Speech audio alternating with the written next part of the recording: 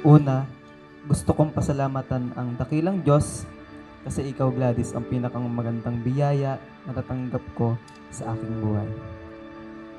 Nandito ang ating pamilya, closest friends, magiging ninong at ninang na makakapanood ng ating love story at kasal. The long wait is over after 6 years. I stand here in front of God and everyone to boldly express how blessed I am to have you in my life. Dapat ang number one ay ang ating Panginoon. Alam niyo po kung bakit? Kung number one si Lord, yung utos ng Panginoon susundin mo. Sabi ni Lord, if you love me, keep my commandments. At ano ang utos ng Panginoon? Habi, ang utos ng Panginoon? Husband, sabi gano'n, love your wife. Hindi kasi kami, talagang we have faith kasi talaga sa Lord. So, lagi kaming lagi namin pinaniniwalaan, all things work together for good. Hindi siya nagkakataon lang.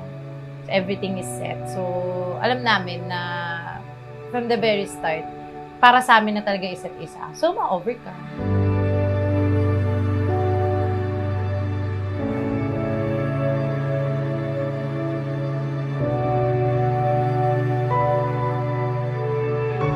Ang nagustuhan ko sa kanya is yung napataas niya yung self-esteem ko, which is mababa ako kasi parang pinanghihinaan ako ng loob. And then, natulungan niya ako to grow, especially sa trabaho, sa communications. So, parang nag-improve talaga ako dahil sa kanya. The meaning of this gift is, I will be your forever travel partner. I love you, Gladys. From your man. Naiyak na! Ngayon, Gladys, pinapangako ko sa iyo na ako'y magiging mapagpasensya kapag ang problema at pagsubok ay dumating sa atin. Kaya mo yan, kaya mo.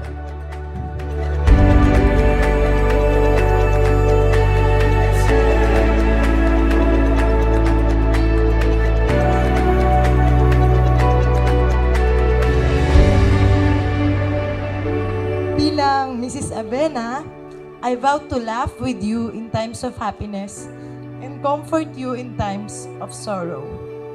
I vow to be your partner in all things.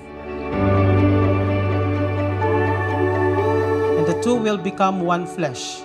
From then on, they will no longer two, but united as one. So what God unites, lets no one divide.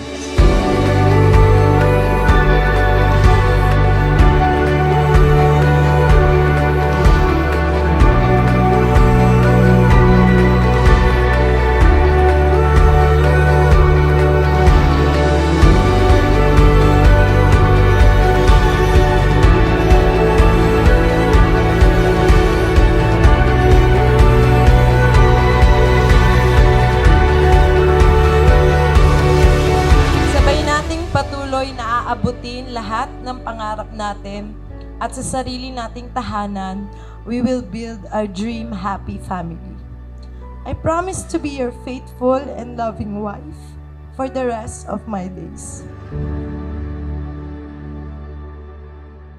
I thank God na nandito na kami ngayon kung papunta na kami sa marriage, life. Ayoko ng mga galit, nakaiyak ako.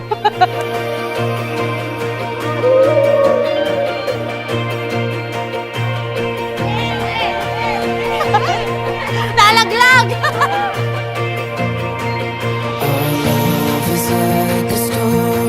101%. Sobrang happy. Kasi, lahat naman siguro, or majority ng babae, pinapangarap talagang kasal. Mary Rose Aquino! Unang karangalang banggi! Ang plastic! Graduate ka na, sis! Thank you! Doon na nag-start yung relationship namin as friends and naging mag-best friend kami. And then doon na nahulog yung isa't isa natin.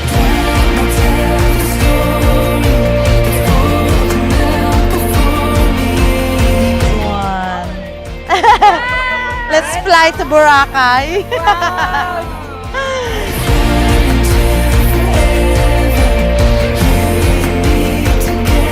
Pagkatapos mong malaman ang tungkol sa Kanya, gusto mo pa rin siyang pakasalan. Gusto mo pa rin siyang makasama habang buhay. That's love. That's true love. Love language siya kasi acts of service. Gusto natin Disney princess tayo. So yun yung laging talaga, kumbaga plus point sa kanya. Always lagi siyang nandyan.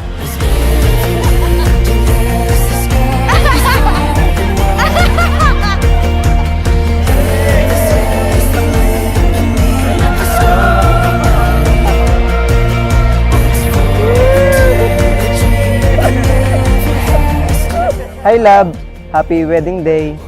Sobrang naging busy tayo sa pagpapagawa ng bahay natin hanggang sa wedding needs.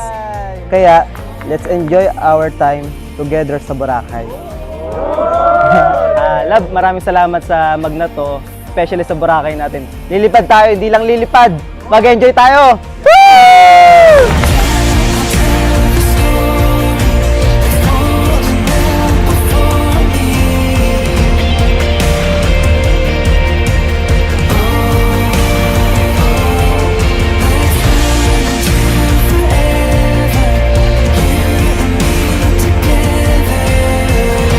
And as your husband, I will be the best leader to you and to our family.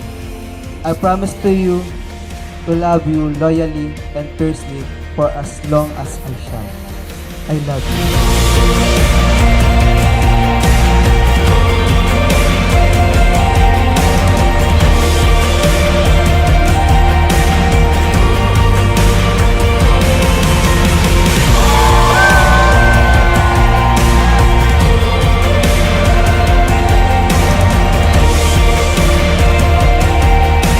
Today, I proudly take you as my husband, my partner, and my forever love.